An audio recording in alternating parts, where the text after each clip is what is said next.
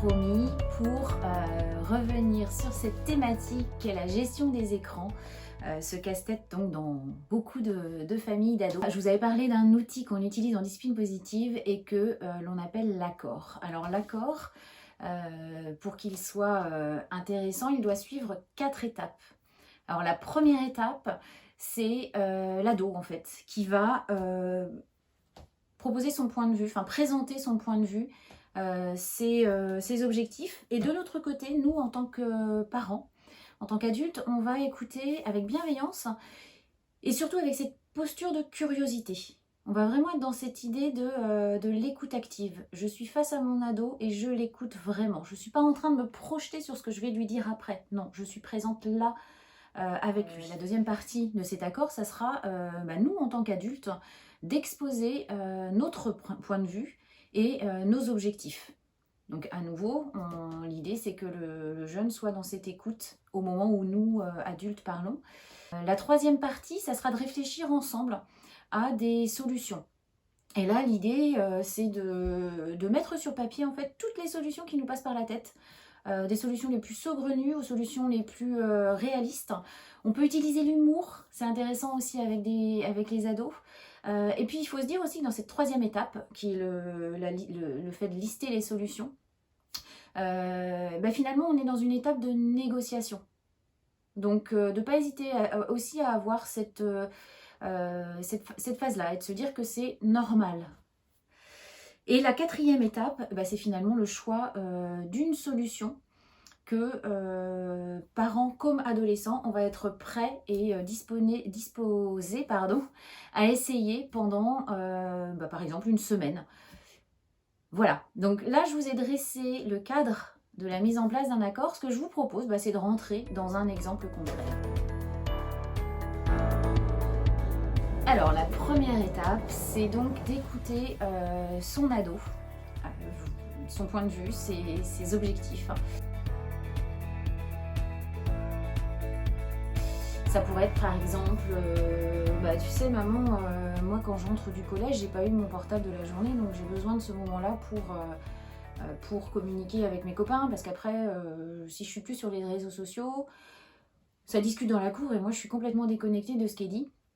Et puis, tu te souviens aussi de ce copain qui est parti en CE2 et avec qui je m'entendais très bien? Et tu sais quoi? Je l'ai retrouvé grâce aux jeux vidéo et depuis, on joue régulièrement ensemble. Je comprends ce que tu viens de me dire et je l'entends.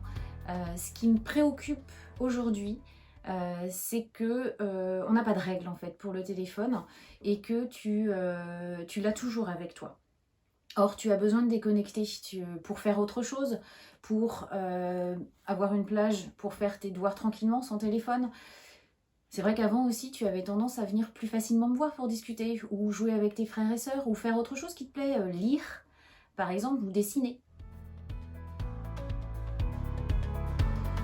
Donc j'aimerais que nous réfléchissions ensemble à des solutions qui te permettent de rester connecté, tout en ayant aussi du temps pour autre chose. Comment est-ce que tu vois les choses? Est-ce que tu es d'accord pour qu'on cherche ensemble des solutions?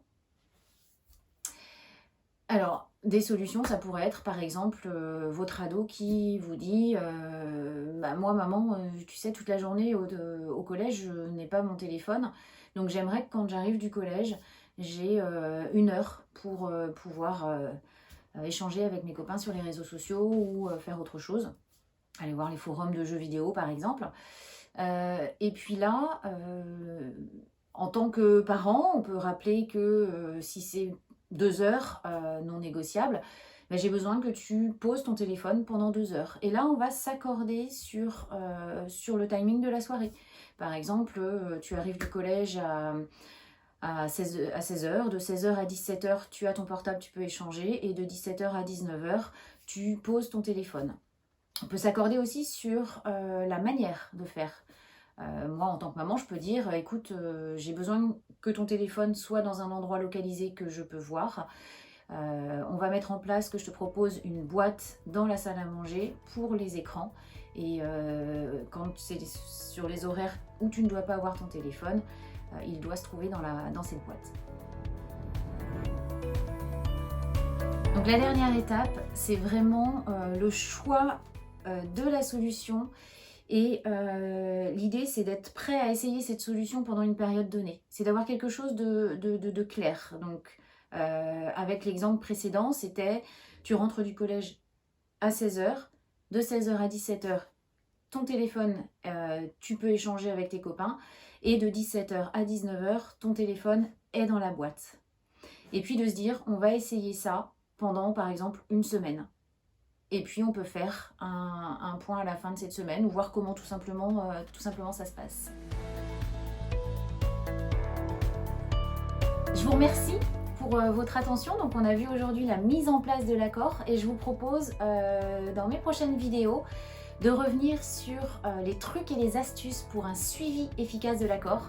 Parce que je pense que vous vous en doutez, l'adolescent va pas forcément, au moins la première fois, suivre l'accord. Et puis, on reviendra également sur les pièges à éviter dans le cadre d'un suivi efficace. Merci beaucoup et à très vite!